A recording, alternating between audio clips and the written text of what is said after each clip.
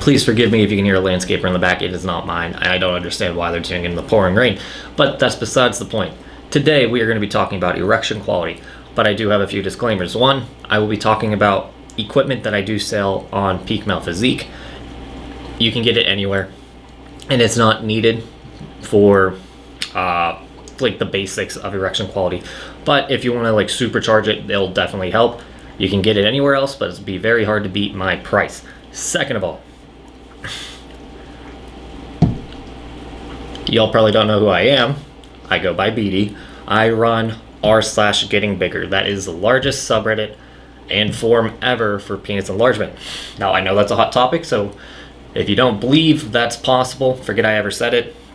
But if you want to know more, you can check out r/getting bigger. Or if you just want to learn quickly of all my methods for penis elongation in particular, check out my book in the description. Again, it's not needed for the topic of this video, but I have bills to pay. So go ahead and check it out if you are so inclined in learning more about my subject matter. Now that's out of the way. Erection quality is a pretty quick fix in most cases. We need to first learn the main components of the erection and what controls erection quality. So first and foremost is your heart. Your heart pumps blood everywhere. The stronger your heart is, passively, the stronger your erections will be. Then we have the pelvic floor muscles. That's like the muscles of your undercarriage. It's what controls the ins and outs downstairs. So if they are in disarray, meaning they are super tight or super weak, you're going to have subpar erection quality.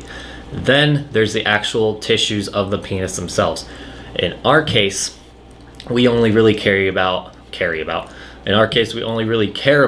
the corpus cavernosum, and that is the thick blood sponge in the center where the erection vent primarily happens. That makes up 70 to 80% of your erection volume. So if you can make that blood sponge work more efficiently, the harder your erections can be. So we're going to talk about the free stuff first. Number one is cardio. Cardio increases heart function, therefore passively increasing erection quality, as I already said. It also has a bunch of other added benefits, such as muscular endurance, so you could potentially last longer in bed. And you can also build up a bit of vascularity even without dropping body fat percentage within a certain point. You know, you can't be like above 20% body fat and expect bicep veins from just doing cardio. Let's see. It also clears out any junk that's either, let's say, sitting under your skin in the sweat pores or in your bloodstream, such as cholesterol. Since you're turning on the pumps, essentially, those pumps flush out the system. Granted, it will take a decent bit of time for you to notice like notable changes in your cholesterol count, but it does build up over time. So cardio is important beyond just erection quality for sexual function and just general health in general. But my recommendations for cardio for erection quality in particular are going to be 2 steady state sessions a week lasting about 20 to 30 minutes. And this is going to be slightly above the fat burn range. So if we're trying to talk about cardio and how we track how vigorous it is, there's certain ranges that we want to be in. Fat burn shows we're putting effort in, but we can do this much longer than, say, extended cardio rate. Cardio is the next level up, and then there's peak, I believe. We want to be between fat burn and cardio most of the time for steady state. Now, this is going to be mostly dependent on your current physique level and athleticism to start. So you don't have to push it balls to the wall. I recommend getting a heart rate counter. I use a Fitbit to track my heart rate, and then once I get it dialed in, I won't wear it for a while. Touch base on it with every couple months to see where I'm at. So for steady state, 2 times a week, 20 to 30 minutes, and then you also want to do high intensity interval training twice a week for about 10 to 15 minutes. I guess more like 5 to 15 minutes depending on your level. High intensity interval training is where you go super hard for a very short amount of time, and then you go down to like a typical like resting pace. So you can do that with, like, say, battle ropes, sled pulls, or you can just do it on your elliptical cycle, or you can do it with sprints. I mix it up because I don't like doing the same thing twice. So whatever works for you is going to be your best bet. As for setting up your intervals, it depends on your level. Beginners, 15 to 30 seconds, and then you want probably about a minute off. Pick it up again for about 7 to 8 rounds. And as you progress, you add more time to your working range, your working time, and then you can continuously add more and more sets. Personally, I don't see the point of doing more than 15 minutes because at that point you'll have probably burnt up all your glycogen stores and see a significant drop in performance. I am starting to sweat, probably because I have 150 gallons of water just chilling in my office. But anyway, erection cardio in general is pretty simple. The more often you do it, the better your erection quality will be, and it doesn't have to be exactly how I said it.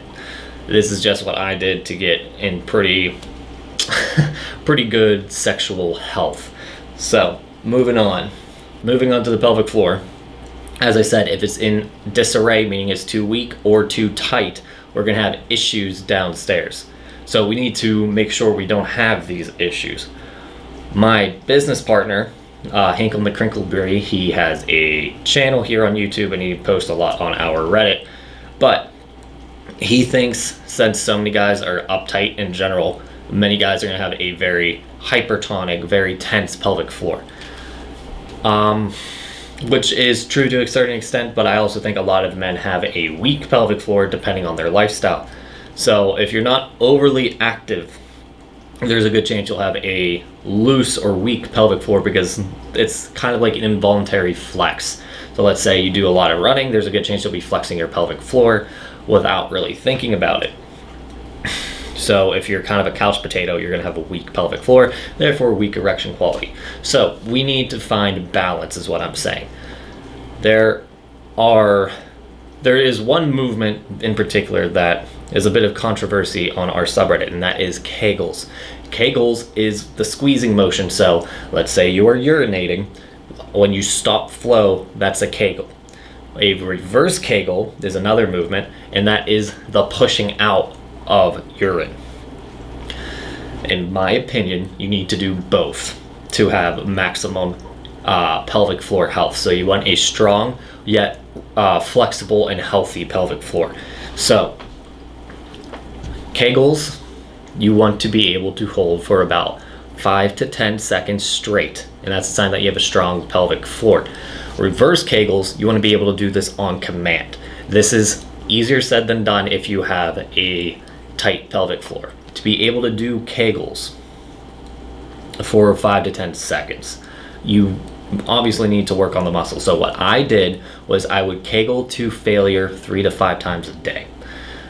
Now, this is not necessarily health advice, but what I've noticed is that as I did it more and more often, the stronger and more robust my pelvic floor became, and it came to the point where I could almost guarantee you my pelvic floor was not the issue with my erection quality.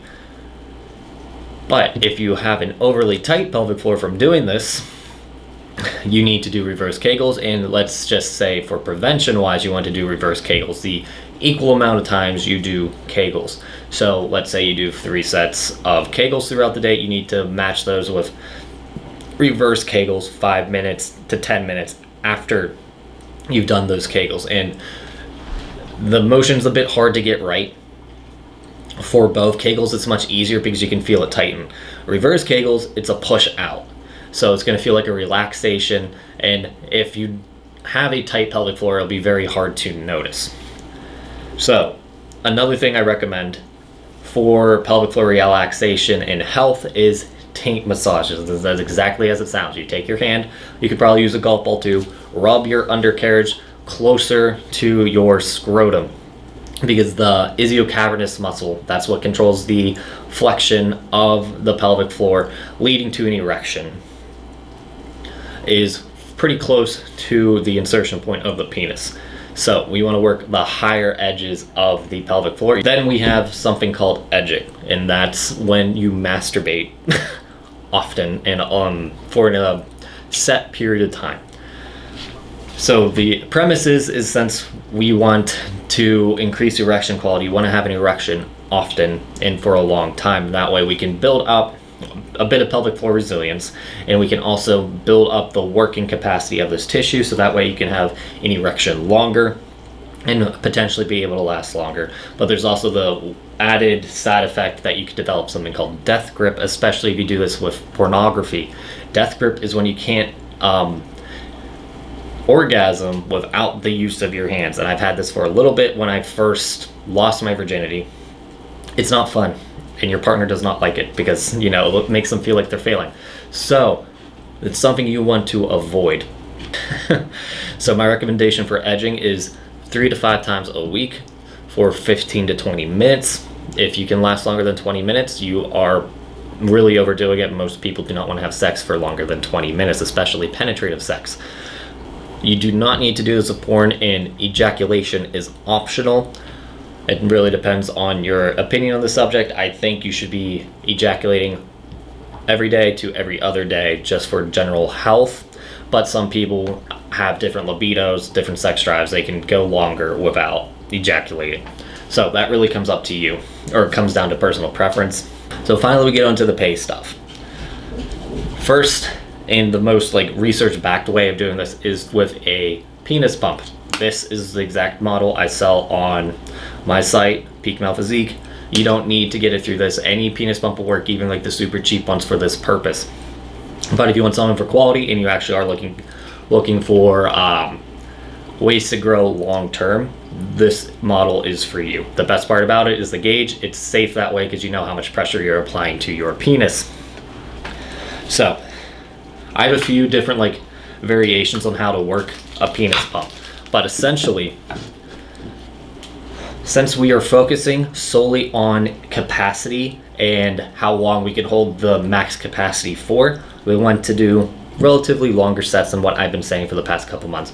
We want to do 3 5-minute sets 3 to 5 days a week. And it's really going to depend on your schedule and how well your body recuperates. So the idea with penis pumps and what my methodology is just for erection quality is, since we want to basically try to have a prolonged erection event longer than we normally have, so that way we have stronger erections for longer, we just want to put this under pressure. We don't need to do any crazy intervals or anything like that. What I recommend is 3 5-minute sets 3 to 5 times a week. You need to go and erect as erect as you can get. You want to lube up when you do this, and then you just pump up 3 for 5, blah, blah, blah. So you pump up, hold for 5 minutes, relax, come out of the tube, take about 1 to 2 minute break, get erect again, go in for another 5 minutes, take a break, get erect, go in for another 5 minutes. That's it. And I can almost guarantee you within the first 3 weeks, you'll see a noticeable difference in erection quality, just because we're actually training the working tissues to be bigger and stronger. There will be a point where you see a drop in results just because you're reaching max capacity. And that's where I come in and teach penis enlargement techniques, again, beyond the scope of this video. But if you're just going for erection quality, that's literally all you're going to need to do. It's just going to be passive. So if you mix it with the cardio and reverse Kegel regimen and the taint massages, you'll see a very significant increase just with those 4 alone. Now for the more experimental folk out of you, we have something called clamping. I call it BFR clamping because I base this off of BFR research. BFR is blood flow restriction therapy. If a tissue is put under a hypoxic event for, say, more than 5 minutes, the body releases a bunch of growth factors, particularly for endothelial tissue and nerves. So if we can control this hypoxic event, we can maximize the endothelial stimulant and potentially the nerve stimulant, so that way you can get more sensitive and increase blood holding tissue capacity very quickly. Now, this is experimental. You don't have to do this under this, but I've seen pretty damn good success by just using these little cock rings. The idea is say this is your erect penis. You take 2 to 3 of these and you stop blood flow. It'll be a little bit harder to get on than this because, yeah, obvious reasons, but it'll be, so you have your rings on. You do not need to self-stimulate. You will start losing your firmness of the erection. That's part of the response. Hold this for 10 minutes, then take them off. That's it. You only need to do this twice a week based off of what blood flow restriction therapy research says. Excuse me. Now, if you do this, clamping is a very good way to get discoloration, and I think I talked about this already with the pumping, so I'm doing multiple takes. I don't know what I've actually said, but to mitigate discoloration after all of your sessions, there's something called fire goat rolls, and I didn't come up with the name. It's a very old technique, like we're talking 20 to 30 years old at this point, where you just rub the sides of your penis like so, and this breaks up any so-called trapped deoxygenated blood under the surface, and so that way it can escape and then either be processed because it's too damaged to be used again, or it'll be, reprocessed and used normally in the bloodstream. I think that came out right. But yeah, that's the 5th experimental thing. So to review, we have just plain old cardio, 2 sessions of, so just to review, we have cardio, 2 sessions steady state for about 20 minutes, 2 sessions of high intensity interval training, 5 to 15 minutes depending on your level. Then we have Kegels, reverse Kegels, taint massage, matrix, and that's going to depend on your level. 3 to 5 times to failure for Kegling, 3 to 5 times of relaxation with reverse Kegels, and then taint massage probably once a day, 3 to 5 minutes. Again, golf ball optional if you want to really get in there. Stay near the tip of the scrotum for best effects on erection quality. Then penis pumping, 3 sets, 5 minutes. Go and erect every single set, and that's the key. I guess I should talk about the side effects real quick. There's a good chance you'll develop a bit of swelling or edema. That is just water coming up from under the skin, since it's easily moved throughout under the skin.